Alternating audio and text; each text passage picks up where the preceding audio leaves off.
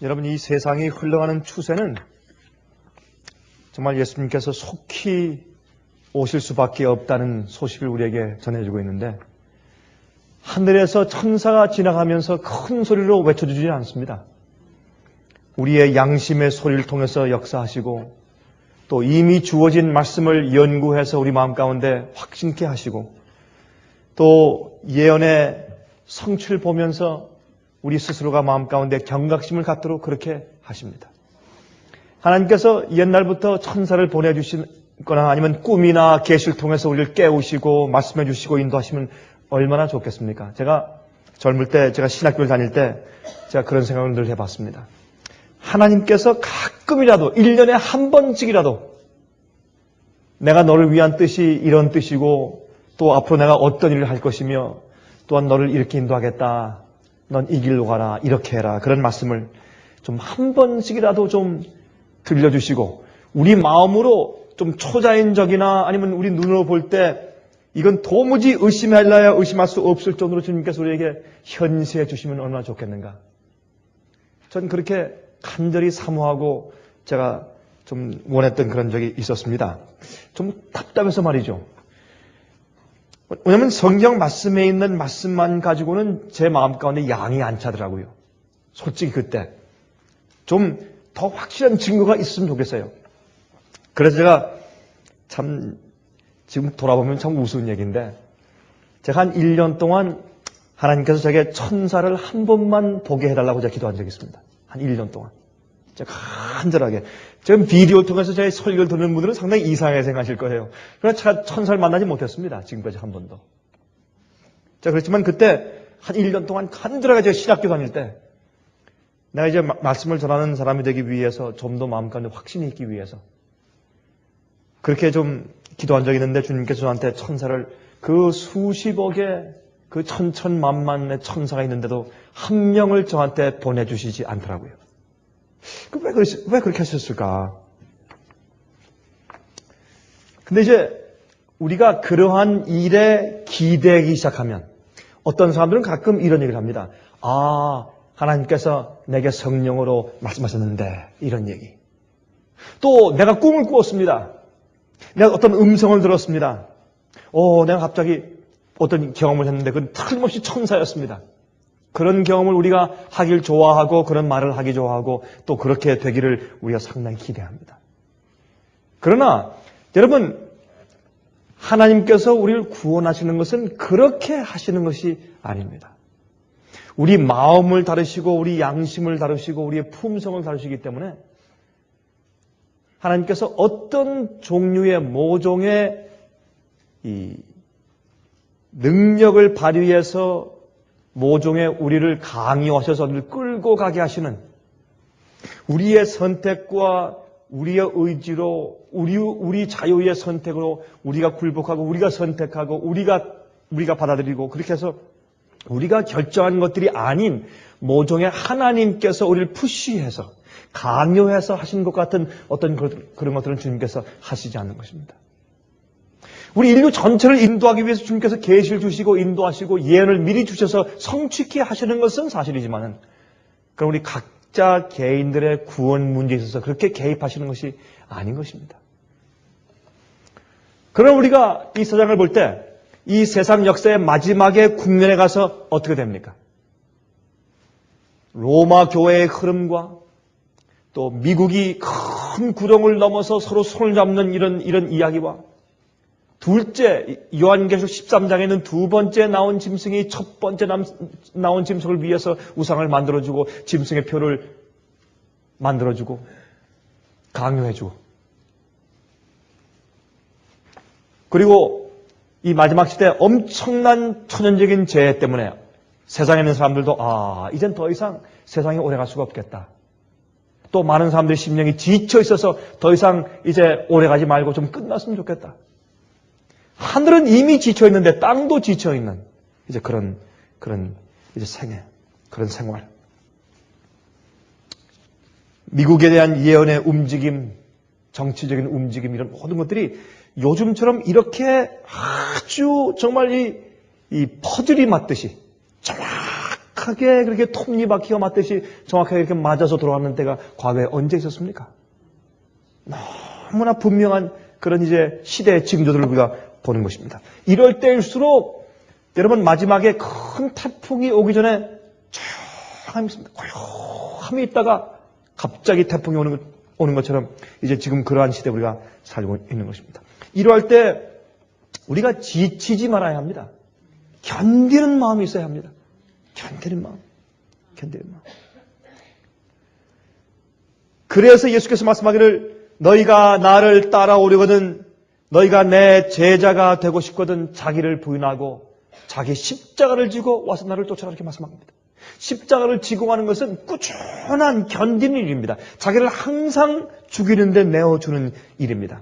누가복음 9장 23절에 말씀하기를 또 무리에게 이르시되 아무든지 나를 따라오려거든 자기를 부인하고 날마다 제 십자가를 지고 나를 쫓을 것이니라 그랬습니다.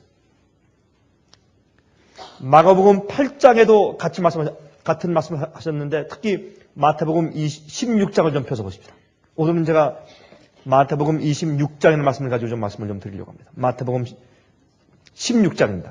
마태복음 16장 24절부터 이런 말씀이 있습니다. 이에 이런 일이 있은 다음에 그때에 그런 말이죠. 여러분 성경을 연구할 때 이런 하나하나 부사나 전치사나 어떤 대명사 같은 것들을 우리가 주의 깊게 보는 것이 좋은 것이 어떤 사건들이 전개될 때 그것이 서로서로 물고 가는 서로서로 연결되는 고리이기 때문에 이런 것을 읽는 것이 좋습니다. 이에 바로 그 전에 있는 사건이 있으면 바로 그때에 예수께서 제자들에게 이르시되 아무든지 나를 따라오려거든 자기를 부인하고 자기 십자가를 지고 나를 쫓을 것이니라 그랬습니다. 그러니까 이 말씀을 하신 배경이 뭐냐 말입니다. 어떤 상황에서 이 말씀을 하셨는가 하는 것을 우리가 이해하는 것이 좋겠습니다.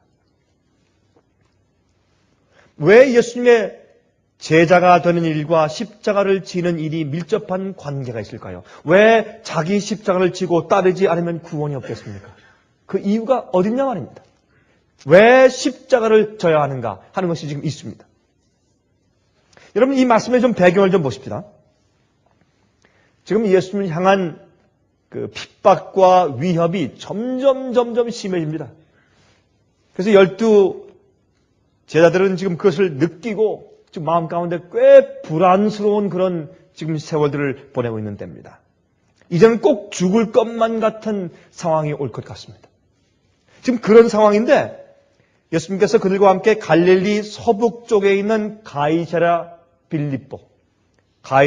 빌립보란 지방에 이제 가셔서 거기서 예수님께서 그들을 불러 모으시고 이렇게 조용히 질문을 하십니다. 사람들이 나를 무엇이라고 그렇게 부르느냐? 사람들이 내가 누구라고 생각을 하느냐라고 물었습니다. 그러니까 그들이 이제 집회하면 사람들이 와가지고 예수님에 대해서 이제 그렇게 짐작하고 추측한 그런 모든 소문을 지금 설명합니다. 어떤 사람들은 예수님이 바로 침례 요한이 죽었다가 살아났다고 그렇게 말합니다. 어떤 사람은 아니다. 하늘로 승천했던 엘리야가 다시 내려온 것이다. 그렇게 말하는 사람도 있고 어떤 사람은 죽었던 예레미야가 부활한 것이다. 이렇게 예수님에 대한 퍼셉션, 예수님에 대한 그들의 이해에 대해서 말하는 소문들에 대해서 그들이 말을 합니다. 이 예수님을 특별한 선지자요 어떤 사명을 가진 분이라고까지는 그들이 이해한 것입니다. 그러나 아직 그들이 예수님께서 메시아이신 것을 그들이 모릅니다. 왜 그럴까요? 예수님께서 당신이 메시아이신 것을 아직까지 공포하시지 않은 겁니다. 여러분 그 당시 사람들은 누가 메시아다 그렇게 말하기를 두려워했던 것은 메시아는 자기가 내려와서 자기가 메시아인 것을 밝히고 공포할 것이라고 생각했어요. 특별히 예루살렘 성전 꼭대기에서 뛰어내리면서 내가 메시아다 이런 말을 할 것이라는 그런 전설이 많이 있었습니다. 그래서 저분이 메시아인가 하는 그런 기대를 가지고 있지만 그러나 메시아다라고 하는 말은 그 당사자가 공포할 때까지 기다리는 것이 그들의 유전이었습니다. 그 당시. 이렇게 말할 때 예수님께서 말씀했습니다. 자, 그러면 이제 그냥 다시 묻겠다. 너희는 나를 누구라고 하느냐? 너희는. 그렇죠? 성경에 대해서, 그리스도인 생애에 대해서, 성화에 대해서, 거듭남에 대해서, 칭의에 대해서, 완전함에 대해서, 죄의 승리에 대해서, 예수의 재림에 대한 준비에 대해서 우리가 말을 많이 합니다. 이렇게 말하고 저렇게 말하고 누군 이렇게 설명하고 저렇게 설명하고 어떤 학자는 이렇게 말하고 어떤 목사는 이렇게 설교하고 어떤 사람들은 내가 이런 경험을 했다고 말을 하지만 그러나 중요한 것은 예수께서 말씀하기를 너는 어떻게 믿느냐? 너희들은 나를 누구라고 생각하느냐? 그때에 베드로가 참 명쾌한 답변을 합니다. 주는 그리스도시요 살아계신 하나님의 아들입니다. 정말 명쾌하죠. 당장 예수님을 부인해서 그가 3번 부인해서 그건 넘어졌지만 그러나 주님을 아는 그의 이해는 분명했습니다. 주는 그리스도시요. 여러분 그리스도의 뜻이 무엇입니까? 그리스도. 메시아의 메시아. 그리스도는 기름 부음 받은 자. 기름 부음 받은 자란 그 말의 헬라 말은 그리스도고 그 말의 히브리 말은 메시아입니다. 메시아. 주는 메시아입니다. 살아계신 하나님의 아들이십니다. 구약 성경에 그 수백 번 예언된 정확한 그 메시아입니다. 그러면서도 메시아가 이 땅에 오셔서 십자가에 돌아가시고 고난당하실 것을 그가 몰랐습니다. 왜? 그 당시에 예언 해석이 잘못됐기 때문에. 그들은 아직까지도 예수님을 따르면서 유대교에서 출교당했지만은 아직까지도 유대인들이 가르치는 유전에서 완전히 벗어나지 못했습니다. 오늘날도 많은 그리스도인들이 그런 입장에 있는 것입니다. 그때 예수님께서 마태복음 16장 20절에 말씀하기를 이에 제자들을 경계하사 자기가 그리스도인 것을 아무에게도 이르지 말라 하시니라 하겠습니다. 예수님께서 나귀를 타시고 예루살렘 성을 입성하셨죠. 그때까지는 예수님께서 절대로 그 말을 하지 말라 그랬습니다. 왜? 그것은 여러분 그 당시에 이 스가랴서에 보면은 그 예언하기를 메시아는 나귀를 타고 입성한다고 되어 있습니다. 예수님께서 당신이 메시아인 것을 그렇게 드러내시는 그 순간까지는 자기의 정체를 드러내지 말도록 하셨습니다. 왜요? 그 당시에 정치적인 메시아 관에 의해서 그러한 기대와 대접을 받지 않으시려고 하신 것이고 두 번째, 불필요하게 죽음이 더 빨리 오지 않도록 하시기 위해서 주의하신 것입니다. 빨리 돌아가시면 예언이 성취 안 됩니다. 정확하게 AD 31년도 니산 14일 날 6월절 양이 죽는 그 시간에 정확하게 돌아가셔야 예수님께서 성경 예언적으로 메시아인 것이 증명되지 않습니까? 그 이후에 아무도 부인할 수 없게 예수님께서 성경이 예언한 메시아인 것이 증명되는 것입니다. 예수님께서 그래서 그 예언을 성취하기 위해서 상당히 조심하셨습니다.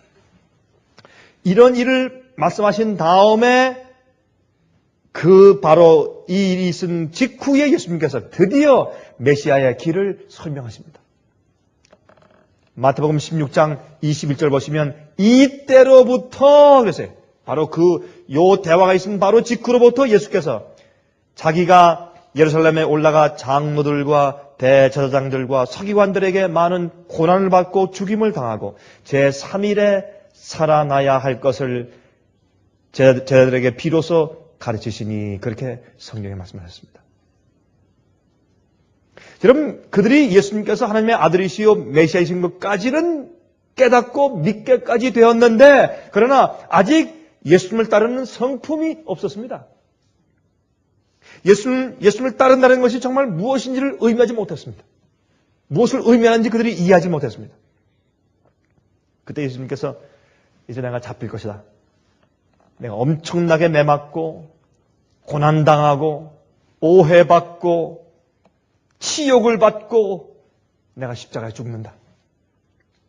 그리고 삶 만에 부활할 것이다. 비로소 이것을 가르치시니까 그때 베드로가 어떻게 했습니까? 주님 절대로 그러지 마십시오. 그런 일이 주님 앞에 있으면 안 됩니다. 제발 안 됩니다. 주님. 그것만은 안 됩니다. 여러분 그 이유는 예수님에 대한 염려보다 자기에 대한 염려였습니다. 여러분 우리가 꼭 그렇습니다. 우리의 생애도 꼭 마찬가지입니다. 많은 경우에. 그때 예수님께서 이 마태복음 16장 23절 보시면 예수님께서 돌이키시며 베드로에게 이르시되 사탄아 내 뒤로 물러가라. 너는 나를 넘어지게 하는 자로다. 내가 하나님의 일을 생각지 아니하고 도리어 사람의 일을 생각하는도다 하시고 너는 하나님의 일을 생각하는 것이 아니라 너는 인간적인 영광을 생각하지 하나님의 뜻을 이루는 것을 생각하는 것이 아니라 그렇게 말씀하시고 바로 이 말씀을 하신 다음에 너는 지금 하나님의 일을 위해 사는 것이 아니야. 너를 위해 사는 것이지. 사람의 계획을 위해 사는 것이지. 하나님의 뜻이 이루어지길 바란다는 그런 마음으로 사는 것이 아니다. 너는 나를 메시아라고 인정하고 말했지만은 그렇게 깨닫게 해주신 것은 성령님이지만 그러나 내가 메시아를 따르는 그 의미가 무엇인지를 아직 이해하지 못한다. 그 말씀을 하신 다음에 여기 말씀하기를 이에 그때에 말씀하기를 아무든지 나를 따라오려거든 자기를 부인하고 자기 십자가를 지고 나를 쫓을 것이니라. 그렇게 말씀을 하셨다고 말합니다. 25절 누구든지 제 목숨을 구원코자 하면 잃을 것이요 누구든지 나를 위하여 제 목숨을 잃으면 찾으리라. 사람이 만일 온 천하를 얻고도 제 목숨을 잃으면 무엇이 유익하리요? 사람이 무엇을 주고 제 목숨을 바꾸겠느냐? 인자가 아버지의 영광으로 그 천사들과 함께 오리니 그때에 각 사람의 행한 대로 갚으리라 그랬습니다. 그때 이거 말씀하기를 사람이 온 세상을 얻어도 사람이 자기 목숨을 구원코자 하고 애를 쓰면 자기가 세상에서 자기 생명을 위하고 자기 평판 위하고 자기 이익을 위하고 자기 자식을 위하고 자기의 무엇을 위해서 막 받은거리고 애를 쓰면 목숨을 잃어버릴 것이요. 그러한 주 앞에 자기 생애를 주 앞에 맡겨버리고 자기 생명을 없애버리면 자기 목숨을 잃어버리면 그런 자는 그 목숨을 찾을 것이다. 그렇죠. 우리 병에 걸려도 보면 살려고 파탄거리면 죽더라고요. 근데 주 앞에 맡기고서 나 죽겠습니다 주님. 내 영을 받아주십시오 하고 편안한 마음을 가지고 주님의 뜻대로 내 생활을 바꾸면 회개하면 살더라고요. 병이 낫더라고요. 보니까. 심지어 우리 육신도 그런데 우리 영혼도 그래. 영혼도 내가 죽으면 죽고 어려우면 어렵고 망하면 망하고 주의 뜻대로 살다가 뭐 욕먹으면 욕먹고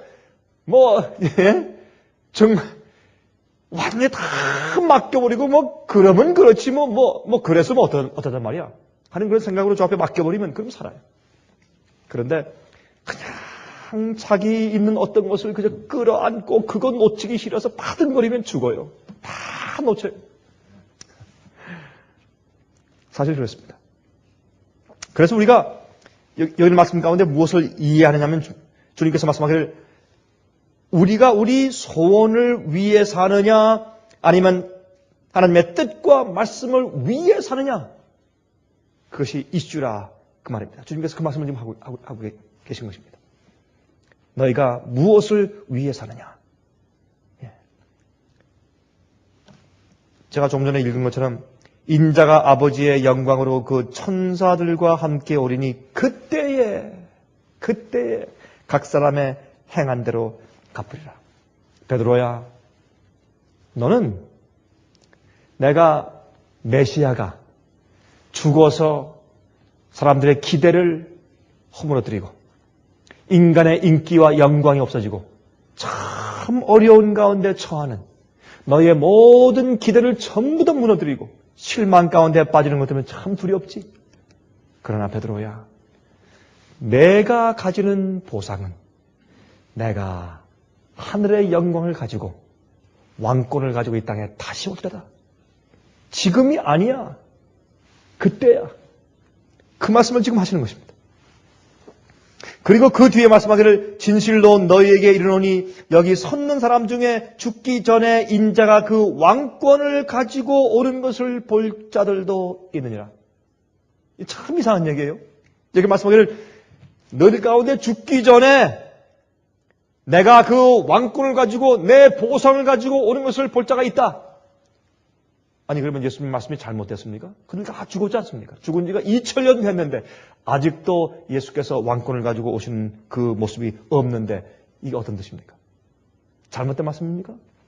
그게 아니고 17장을 보시면 17장의 1절부터 보시면 예수님께서 바로 그 후에 예수님께서 엿새 후에 예수님께서 이 변화산 위에 올라가셔서 변화함 받으시고 엘리야와 모세가 내려와서 예수님 옆에 서 있는 것을 그들이 보았지 않습니까? 베드로와 요한과 야고보가 예수께서 말씀하시길 너희들 중에 누구는 내가 왕권을 가지고 오는 것을 볼 것이라.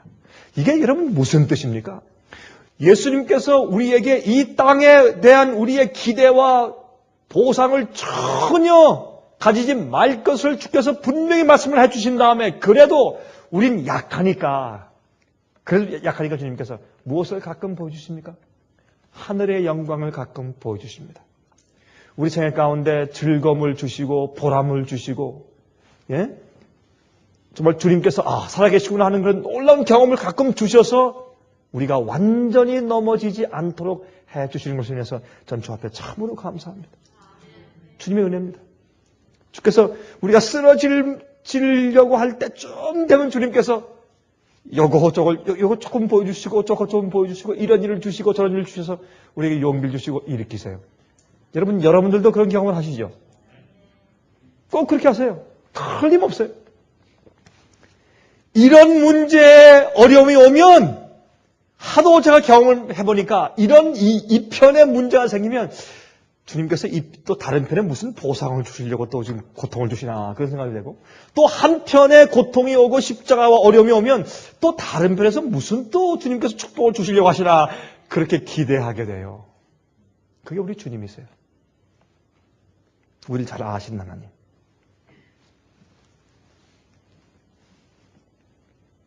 여러분, 우리의 생애 가운데서 자기를 부인하는 일과 십자가를 지는 것은 우리의 생애의 가장 최대 걸림돌입니다. 그것은요, 매일 와서 쫓는 것은 이건 보통 견디는 일이 아니에요. 보통 견디는 일이 아닙니다. 이건 쉬운 것이 아닙니다. 그러니까 많은 사람들이 물러가죠. 쉬운 일이 절대로 아닙니다. 자기 자신을 사랑함과 아니함을 사랑하는 자신의 뜻과 예수님의 뜻은 서로 항상 앙숙이에요. 원수입니다. 항상 충돌합니다. 그래서 주님께서 우리에게 계명과 규칙을 주신 것입니다. 원칙을 주신 것입니다. 이런 계명들과 규칙들을 주신 이유는 학교에서 규칙들과 규정들로 학생들을 지도하는 이유와 똑같습니다. 그 이유는 잘못 길들여진 생각들과 습관들을 의로움으로 회복시키기 위한 길잡이에요.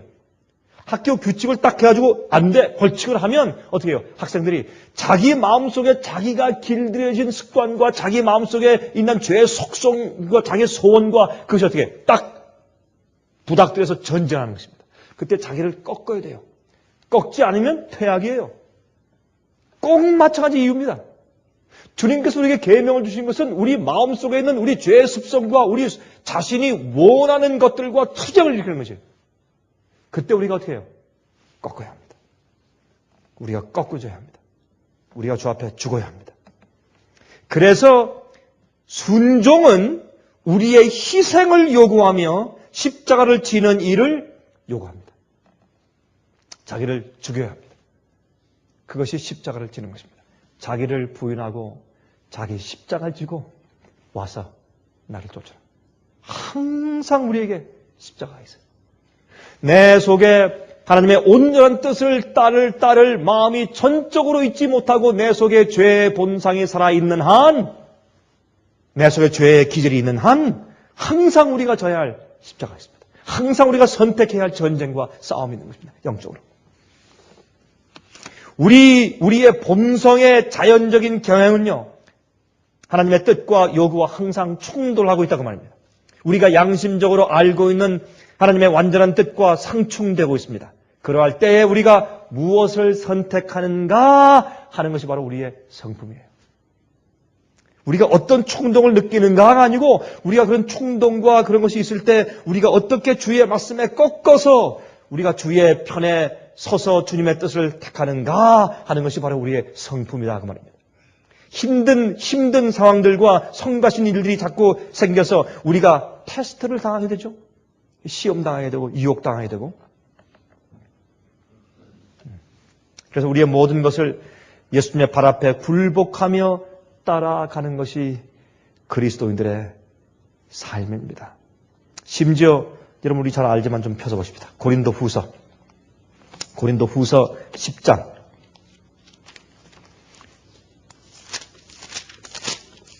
고린도후서 10장 4절부터 6절까지 있는 말씀을 좀 읽어보십시다. 고린도후서 10장 4절부터 6절까지. 우리의 싸우는 병기는 육체에 속한 것이 아니요 오직 하나님 앞에서 견고한 진을 파하는 강력이라. 주님께서 우리 속에 역사하시는 강력한 성령의 능력이에요. 모든 이론을 파하며 하나님 아는 것을 대적하여 높아진 것을 다 파하고 모든 생각을 사로잡아 그리스도에게 복종케 하니. 이게 예수님께서 우리 속에 역사하시는 구원의 강력한 능력이에요. 주님의 뜻을 우리가 알아요. 주께서 어떻게 하라고 하셨는지 알아요. 여기 보세요. 모든 이론을 파하며 하나님 아는 것을 대적하여 높아진 것을 다 파하고. 우린 양심적으로 주님의 뜻이 무엇인지 성령의 음성을 통해서 알아요, 우리가. 그러나 거기에 대적해서 높아진 모든 생각들을 전부 다 파해서 가지고 주님께 복종시킨다 그 말입니다. 그것이 우리의 승리의 생활이고 그것이 우리 그리스도인 생활이에요. 모든 생각을 하나님을 아는 진리의 지식을 대적해서 높아진 모든 생각까지 전부 다 사로잡아서 예수님께 복종시키게 한다는 그 말입니다. 자, 그런데 여기에서 그러면 우리가 어떻게 하면 우리 자신을 부인하고 매일 십자가를 지고 따르는 일이 가능하냐 말입니다. 이게 이슈 아닙니까? 지금까지는 우리가 이론입니다. 우리 다 알죠? 이건 교리입니다. 구원의 의미입니다. 다 알아요. 몰라서 안 하는 게 아닙니다.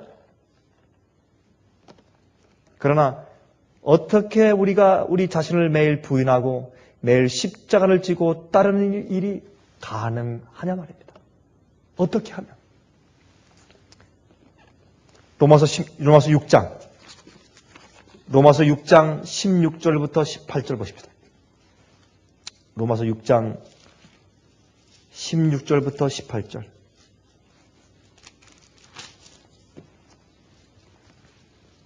너희 자신을 종으로 들여 누구에게 순종하든지 그 순종함을 받는 자의 종이 되는 줄을 너희가 알지 못하느냐? 혹은 죄의 종으로 사망에 이르고 혹은 순종의 종으로 의에 이르느니라. 하나님께 감사리로다. 너희가 본래 죄의 종이더니 너희에게 전해준 바 무엇을요? 교훈의 본을, 진리의 가르침이 와야 돼요. 주님의 뜻이 무엇인지 가르침이 먼저 존재해야 돼. 그 다음에 마음으로 어떻게 해서? 순종하여 죄에게서 해방되어 의에게 종이 되었느니라. 여기 있는 말씀 보니까 순종할 때 무엇으로 순종하여? 무엇으로 순종하여? 마음으로 순종하여. 마음으로 순종하여. 여기에 아주 중요한 초점이 있습니다. 가장 중요한 문제가 있습니다. 마음으로 순종하여 무엇을? 교훈의 본을. 우린 다 압니다. 주께서 무엇을 하라고 하시는지, 원칙이 무엇인지, 진리가 무엇인지, 우리가 어떤 생활을 해야 될지 다 압니다. 그런데 우리가 주의 말씀대로 순종하고 굴복하지 못하는 것은 마음으로 순종하는 경험이 적어서 그렇습니다. 마음에서 우러나오는 경험. 어쩔 수 없이 하고 싶어하는 경험. 그래서 고린도후서 5장 14절 15절 보십시다. 다 펴세요. 고린도후서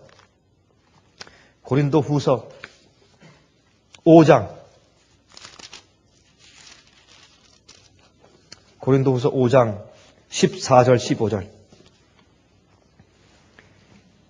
그리스도의 사랑이 우리를 어떻게 하시는도다? 강권하시는도다. Constrain us. 우리가 생각한데 한 사람이 모든 사람을 대신하여 죽었은즉 모든 사람이 죽은 것이라.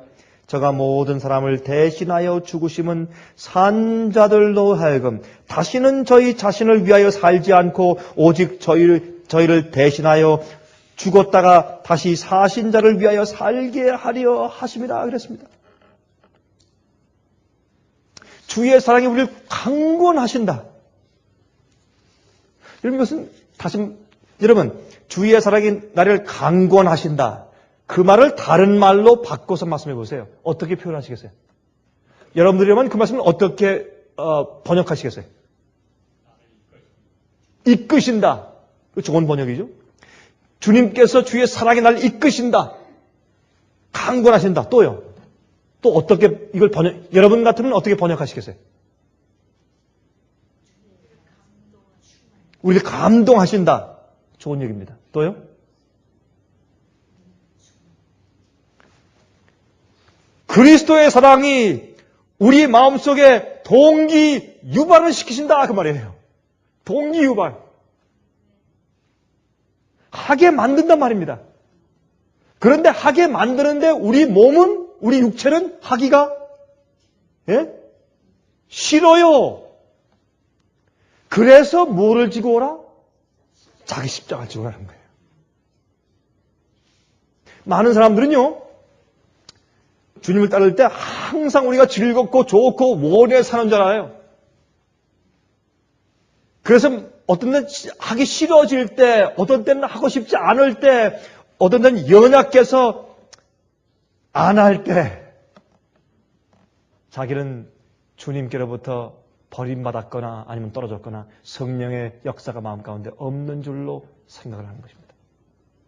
그러나 예수님의 사랑을 생각할 때, 다시 그것을 리마인드하고 상기할 때 우리 마음 가운데 동기 유발이 된단 말입니다. 이것은 어떤 감정이나 충동이 아니에요. 이것은 성화된 의지의 결정이지, 우리의 결정의 의지에. 자기 자신에 대해서 죽고 예수님을 위해서 다시 살아난 사람은 온 마음과 뜻과 정성을 다해서 주님의 뜻을 따르도록 결정하는 것입니다. 애틀란타에 말이죠. 애틀란타에 살고 있는 제임스 리브스는 월남 전쟁 시에 이런 경험을 했습니다. 같이 이제 방공호 같은 참호 속에 있었는데, 그때 이 배통에 던진 폭탄이 굴러와서 딱 떨어졌습니다. 거기 있는 사람들이 이제 몽땅 다 죽는 것입니다. 그때 그와 아주 절친했던 친구 가운데 한 사람이 그냥 뛰어서 몸을 날려서 그 폭탄이 자기 몸을 덮었습니다. 그래서 그 친구가 몸이 산산조각 나서 죽었습니다. 근데 그 사람은 아주 훌륭한 기독교인이었어요. 예수를 믿는 사람이었습니다. 가끔 이 제임스 리브스가 그를 놀렸습니다. 그런데 그의 정말 즉각적인 희생을 보고 깜짝 놀랐습니다. 그는 전쟁을 끝나고 집에 돌아왔어요. 돌아왔는데 그 모습이, 그 모습을 본 것이 마음속에서 사라지지 않는 것입니다. 너무나 충격과 감동이었기 때문에 어떻게 그럴 수가 있었을까? 그래서 그는 간증하기를 자기가 돌아온 다음에 도무지 그 다음부터 자기 자신을 위해서 살 수가 없더래요. 안 되더래요. 내가 어떻게 이제 빌려 사는 것인데 그 친구가 자기가 죽고 대신 날 살렸으니 내 삶은 빌린 삶이고 그 친구의 생명을 대신 살아주는 것인데 어떻게 내가 날 위해 살 수 있는가? 그 양심이 너무 괴로워서 내가 이제 교회 가자. 교회 가서 말씀을 듣고 성경을 읽고 만약 그 친구가 지금 살아있더라면 어떻게 살았을까? 라는 것을 생각하면서 살기 시작해서 그는 전도하는 목사가 되었습니다.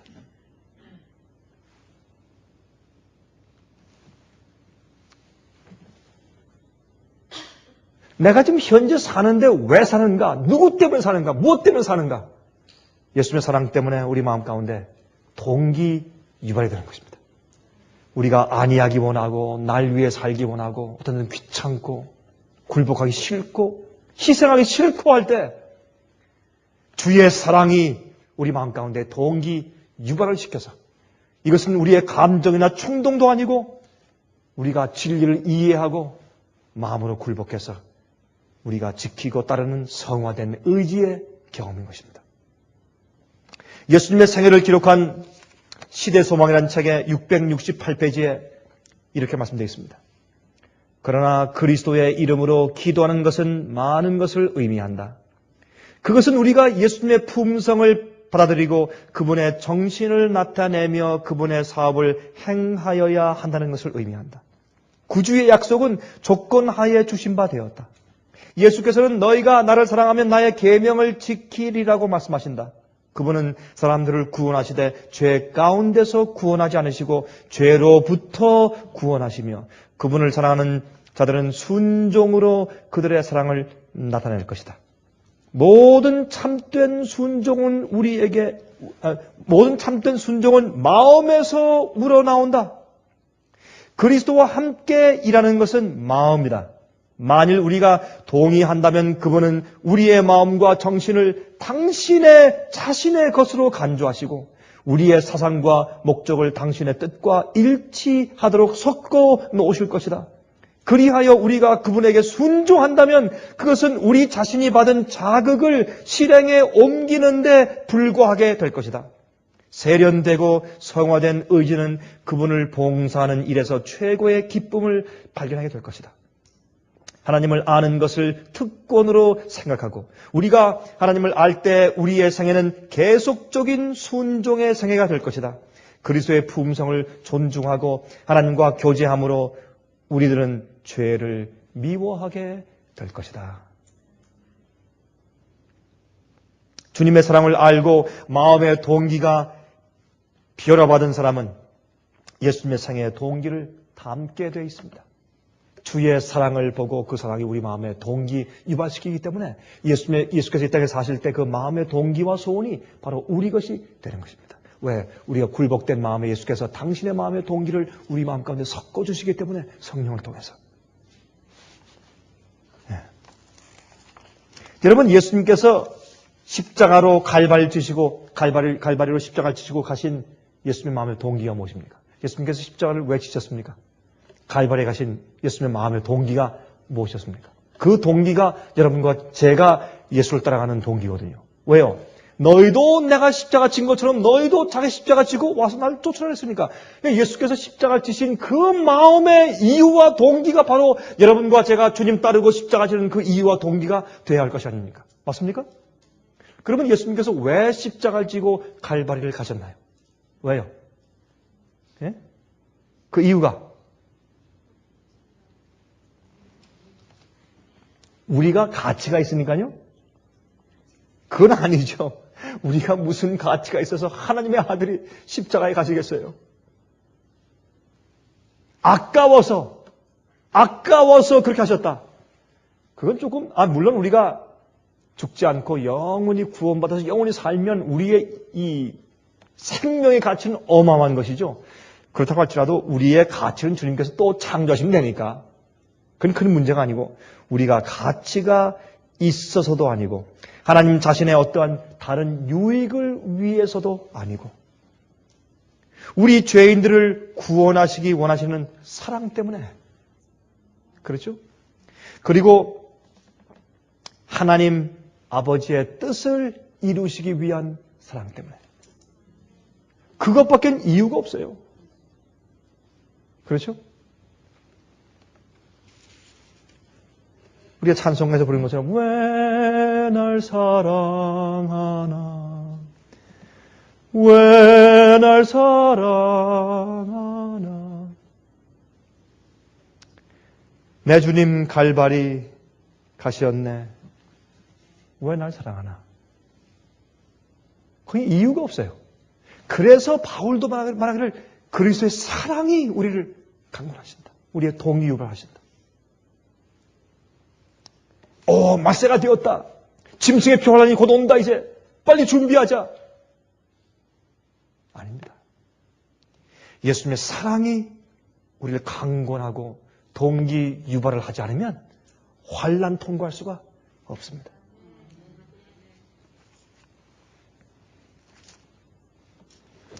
많은 그리스도인들이 생각하기를 예수께서 십자가를 통해서 우리에게 영생을 주신다.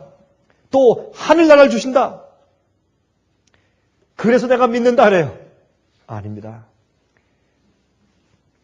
그렇게 믿는 것은 예수를 믿고 따르는 동기가 아주 이기적이고 자기 중심적입니다. 그래서 죄송하지만 오늘날 예수를 믿고 예수의 이름을 부르는 많은 그리스도인들의 대부분이 이기적인 자기를 위한 자기 중심적인 목적 때문에 교회를 다니고 예수를 믿는 것입니다. 만약 심판이 없고 보상이 없고 예수 재림이 없다면 얼마나 많은 그리스도인들이 그래도 주의 말씀대로 살고 그래도 의대로 살고 그래도 주 앞에 굴복하면서 십자가를 지고 여전히 주님을 따를지 모르겠어요. 몇 명이나. 물론 하늘은 구원 얻은 의인들의 본향입니다. 또한 우리가 구원받는 그 결과로 영생하게 됩니다. 하지만 구원은 현재 경험입니다. 죄의 파워와 노예된 상태에서 해방되고 하나님의 명예와 영광을 위해 사는 것이 우리의 현재 구원의 경험입니다. 시대소방 같은 책 480페이지에 다음과 같이 말씀했습니다. 형벌의 두려움이나 영원한 보상에 대한 희망이 그리스도의 제자들로 그리스도를 따르도록 하는 것은 아니라 우리는 베들레헴의 말구이로부터 갈바리의 십자가에 이르기까지 세상에서의 그의 순례 생활을 통하여 나타난 주님의 비할 데 없는 사랑을 보았다. 마음이 끌렸으며 영혼은 부드럽게 되고 또 정복되었다. 바라보는 자들의 마음속에 사랑이 일깨워진다. 그들은 그의 음성을 듣는다. 그리고 그를 따른다 그랬습니다. 이것이 예수님을 따르는 십자가를 지는 동기입니다. 우리를 구원하시겠다는 사랑과 하늘 아버지에 대한 사랑입니다. 그래서 요한복음 17장 3절에 말씀하기를 영생은 곧 유일하신 참 하나님과 그의 보내신 자 예수 그리스도를 어떻게 하는 것이라? 아는 것이라. 아는 것이라. 그래서 고린도전서 13장 1절부터 3절 가운데 있는 말씀이 우리 마음 가운데 새로워지는데 그 말씀을 다시 읽어보면 내가 사람의 방언과 천사의 말을 할지라도 사랑이 없으면 소리나는 구리와 울리는 괭과리가 되고 내가 예언하는 능이 있어 모든 비밀과 모든 지식을 알고 또 산을 옮길 만한 모든 믿음이 있을지라도 굉장한 믿음이죠. 그러나 사랑이 없으면 내가 아무것도 아니요 내가 내게 있는 모든 것으로 구제하고 내 몸을 불사르게 내어 줄지라도 순교를 당할지라도 사랑이 없으면 내게 아무 유익이 없느니라. 아무 유익이 없다. 그러니까 우리가 십자가 지고 따르고 견디고 주님의 말씀과 뜻대로 나의 원하는 정욕과 나의 소원과 나의 뜻과 내가 원하는 것들과 그것을 쳐서 복종시키고 꺾고 십자가를 지고 나를 부인하고 주님을 계속 따르는 이런 계속 끊임없이 견디는 이 믿음의 생애가 그렇게 될 수 있는 유일한 동기는 예수님의 사랑을 아는 것입니다. 참 어떤 데 이렇게 얘기하면 참 꼭 빈말 같아요. 너무나 자명한 얘기고 너무나 올바른 얘기고 다 그건 모르는 사람이 세상에 어디 있어요? 다 아는데. 그런데 그래요. 그런데 이거밖에 없어요. 이것은 그 마음속에 있는 그 동기 유발이 너무 분명하기 때문에 자기 마음 가운데 어떤 느낌이 아니고 생의 분명한 노선이 의지의 결정이 있어요. 근데 사람들이 여기에 대해서 힘들거나 지치거나 불안하고 정말 내가 잘하는 것인가? 남들은 다 안 그랬는데 왜 나만 그래? 이렇게 되기 때문에 사람들이 무엇으로 자기 마음 가운데 있는 그 공허감을 대치하려고 애를 쓰냐면 감정이에요. 자꾸. 여러분 그래서 사람들은 말이죠. 자꾸 내가 과거에 어떤 경험을 했고 주님이 나를 어떻게 인도하셨고 난 어떤 증거가 있고 내가 어떤 간증이 있고 어떤 빛을 보았고 어떤 계시를 보았고 어떤 꿈을 꾸었고 내가 어제는 어떤 일을 할 때 갑자기 내 마음이 뜨거워졌고 이런 감정적인 내 마음 가운데 확정을 자꾸 추구하고 그것에 매달리려고 하는 그런 마음들이 많이 있는 것입니다. 그거 사실이에요. 주님께 올바른 마음을 가지고 나갈 때 주님께서 성령으로 우리 마음을 감동하시고 마음을 뜨겁게 하시고 주께서 우리 마음 가운데 가까이 오시는 것을 느끼게 할 때가 있어요. 그러나 항상 그런 것이 아닙니다. 많은 시간 동안에 우리가 십자가를 지는데, 여러분 십자가 질 때 어떻습니까? 십자가 지고 갈 때 재밌습니까? 감동적입니까? 뜨겁습니까? 행복합니까? 아니에요. 십자가 지면요, 남들이 야유를 해요. 내가 왜 이런가? 예? 어깨가 아프고 무겁고 쓰러지고, 그럼 일어나! 로마 군인이 또 채찍질하고, 그게 십자가 지고 가는 것이에요. 사람들이 자꾸 착각을 해요. 예수님을 따라 진리대로 사는 길은 우리 마음 가운데 항상 감동의 감정을 주는 길이 아닙니다. 그러나 그리스도의 사랑이 우리를 어떻게 한다고요? 강건한데 어떻게 한다고? 뭘 유발시킨다? 동기 유발시킨다. 주님을 아는 거예요. 예수를 아는 것이 영생이에요. 주님을 어떻게 합니까? 주의 말씀을 읽고 주님을 생각하고 주님에 대해서 배우고 연구하고 주님의 생애를 명상하는 것입니다. 그것밖에 없어요. 다른 길이 없어요. 지루한 길이에요. 주님 그거 받고 좀 화끈한 좀 다른 방법 없습니까? 다른 화끈한 방법이 없습니다. 그거밖에 없어요. 자연 법칙은요, 지구는요 24시간만 딱 돌아요. 한 번에 한 48시간씩 빨리 돌아가지고 빨리 끝나면 얼마나 좋겠어요. 근데 그렇게 안 해요. 꼭 24시간, 1000년 전도, 5000년 전도, 지금도 똑같이 24시간만 또 그냥 계속 그 시간만 돌아요. 참 지루해요. 여러분이시여, 그러므로 우리 마음 가운데 동기 유발할 수 있는 것은 내가 아는 그리스도의 사랑입니다. 그냥 그리스도 사랑이 아닙니다. 내가 알고 이해하고 경험한 예수님 사랑입니다. 그래서 차이가 있다고 말입니다. 차이가. 그러므로 히브리서 12장 1절부터 4절 가운데 말씀하기를 이러므로 우리에게 구름같이 둘러싼 허다한 증인들이 있으니 모든 무거운 것과 얽매이기 쉬운 죄를 벗어버리고 인내로서 우리 앞에 당한 경주를 경주하며 믿음의 주여 또 온전케 하시는 이인 예수를 바라보자. 저는 그 앞에 있는 즐거움을 위하여 십자가를 참으사. 예수님도 참았어요. 부끄러움을 개의치 아니하시고 하나님 보좌 우편에 앉으셨느니라. 너희가 피곤하여 낙심치 않기 위하여 죄인들의 이같이 자기에게 거역한 일을 참으신 자를 생각하라. 예수님을 생각하라. 너희가 죄와 싸우되 아직 피 흘리기까지는 대항치 아니하고 그랬습니다. 계속적으로 주님을 바라보는 일이에요. 생각하라. 우리의 구원의 주여 믿음의 주를 좀 매일 생각하고 바라보라. 연구하라. 우리의 생각들을 그곳에 고정시키는 일을 하라고 말입니다. 여러분, 이사야가 예수를 만났죠. 이사야가 예수를 만났을 때 이사야 6장에 어떻게 했습니까? 여러분, 이사야는 제사장이었습니다. 그가 한 번은 자기 이제 순번이 되어서 성소에 들어갔습니다. 성소에 들어갔는데 갑자기 성소에서 어떻게 해요? 주의 영광을 보았습니다. 계시를 보았습니다. 높은 보좌에 들려서 앉아 계신 하나님을 배웠습니다. 그 다음에 그가 어떻게 했습니까? 그때 내가 말하되 화로다 나여 망하게 되었도다.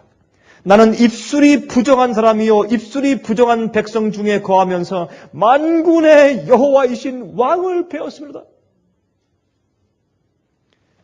하나님을 보면 예수님의 그 은혜를 알고 주의 생애를 알고 주께서 왜 십자가를 지시고 그곳에 가셨는지를 내가 이해하면 우리는 그런 말을 하게 됩니다. 화로다 나여 망하게 되었다. 나는 입술이 부정한 사람이요 입술이 부정한 백성 중에 거하면서 하나님을 배웠다. 어떻게 나 같은 자가 하나님을 배웠는가? 그래서 우리가 찬송을 부를 때 그런 찬송을 우리가 자주 흥얼거리고 부르지 않습니까? 저는 특별히 전도회 할 때 맨 마지막에 그 합창대원이 그 뒤에서 이런 찬송을 쭉 부르면서 그 참 주 앞에 마음을 바치도록 그렇게 구원하고 앞에 나와서 자기 이름을 기록하고 정말 주 앞에 자기 생애를 바치기로 결심한 사람들 앞으로 나오라고 이렇게 이제 얘기할 때 부르는 찬송이지 않습니까? 저는 그 옛날부터 그 찬송을 제가 부르거나 그 찬송을 들을 때 참 마음 가운데 감동이 돼요.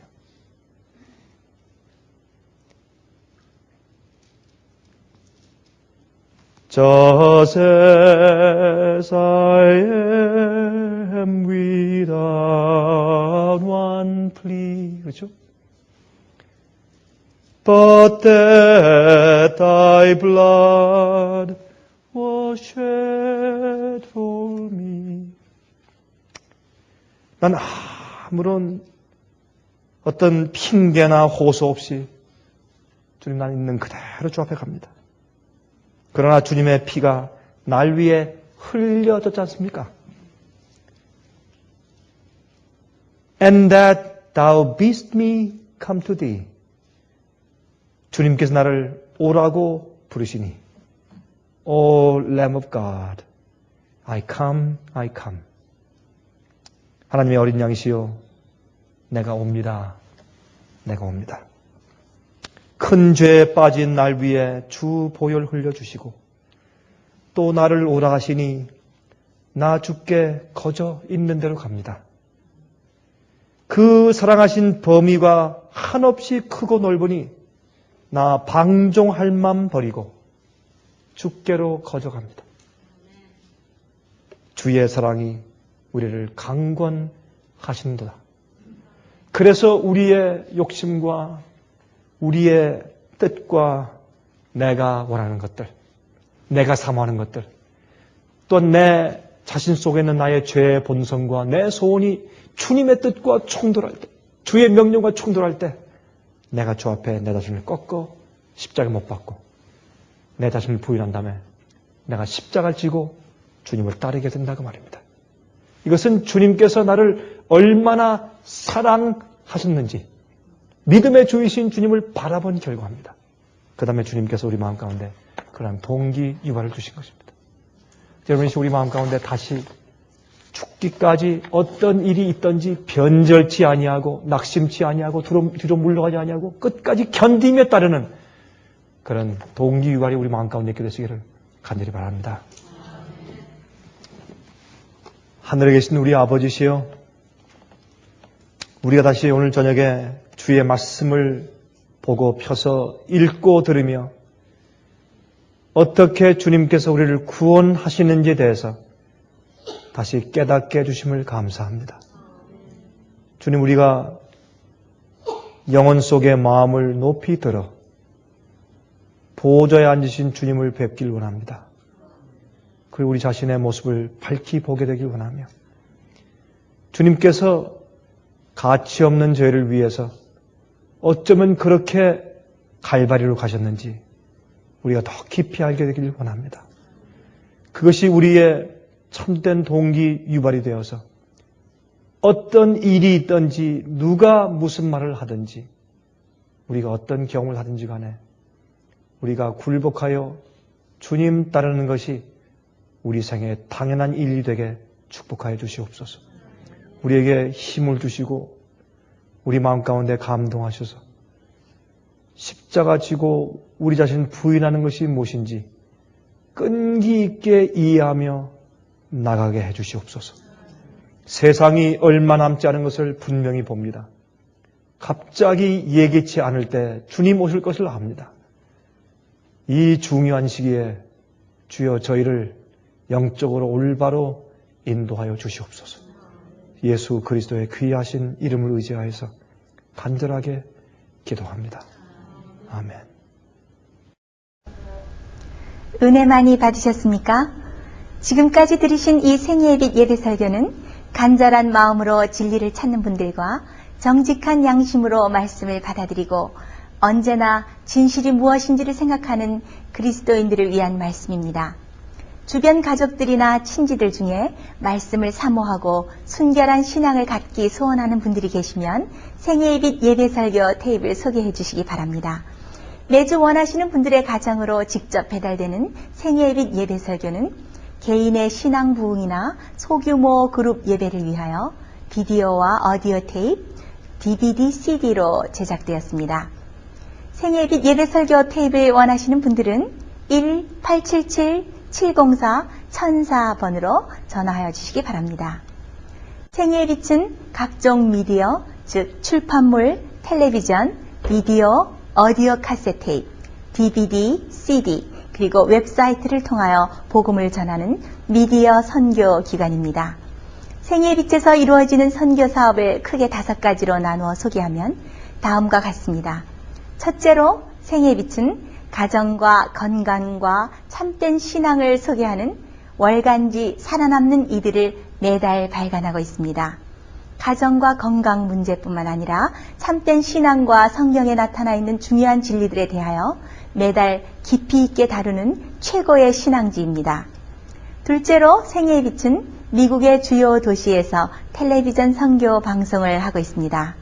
많은 분들은 생애의 빛 선교 방송을 통하여 복음을 발견하고 새로운 생애를 살아가고 있습니다. 셋째로 생애의 빛에서는 우편 통신을 통하여 평신도들의 성경 연구를 도와드리는 성경통신학교를 운영하고 있습니다. 성경에 나타나 있는 중요한 문제들에 대하여 체계 있게 공부하기를 원하시는 분들은 성경 연구 단기 코스와 계시록을 통한 성경 교리 연구, 또한 요한계시록 연구 과목을 신청하시기 바랍니다. 교재 및 모든 비용이 무료인 생애의 빛 성경 연구 과정을 통하여 복음과 예언 문제를 가장 쉽고 체계 있게 공부하시기 바랍니다. 넷째로 생애의 빛은 예언 연구를 위하여 특별하게 제작된 비디오 시리즈를 나누어 드리고 있습니다. 성경 구약과 신약의 대표적 예언서인 다니엘서와 요한계시록을 처음부터 마지막까지 자세하게 해설해 드리는 예언 연구 비디오 시리즈를 통하여 많은 분들이 성경과 미래에 대한 새로운 시야를 가지고 살아가게 되었습니다. 마지막 시대의 복음과 비밀이 담겨져 있는 다니엘과 요한계시록 비디오 시리즈를 신청하셔서 새로운 영적 부흥을 체험하시기 바랍니다. 다섯째로 생애의 빛은 생애의 빛 원장이신 강병국 목사님의 예배 설교가 담겨져 있는 비디오와 오디오 테이프, DVD나 CD를 원하는 모든 그리스도인들에게 나누어 드리고 있습니다. 매주 생애의 빛 예배 설교 테이프를 받기 원하시는 분들은 생애의 빛으로 연락하여 신청하여 주시기 바랍니다. 끝으로 생애의 빛 선교 사업에 대해서 좀 더 자세하게 알기 원하시는 분들은 웹사이트 www.sostv.net를 방문하시기 바랍니다. 생애의 빛 웹사이트에는 지금까지 나온 모든 월간지와 비디오 테이프과 텔레비전 방송물들을 누구나 무료로 보실 수 있도록 준비되어 있습니다. 지금까지 소개해드린 생애의 빛 선교 교재들 중에서 원하시는 책자나 테이프 있으시면 무료 전화 1877-704-1004번으로 신청하여 주시기 바랍니다. 미국 동부 시간으로 월요일부터 금요일까지 9시에서 5시 사이에 전화해 주시기 바랍니다. 그럼 다음 시간까지 안녕히 계십시오.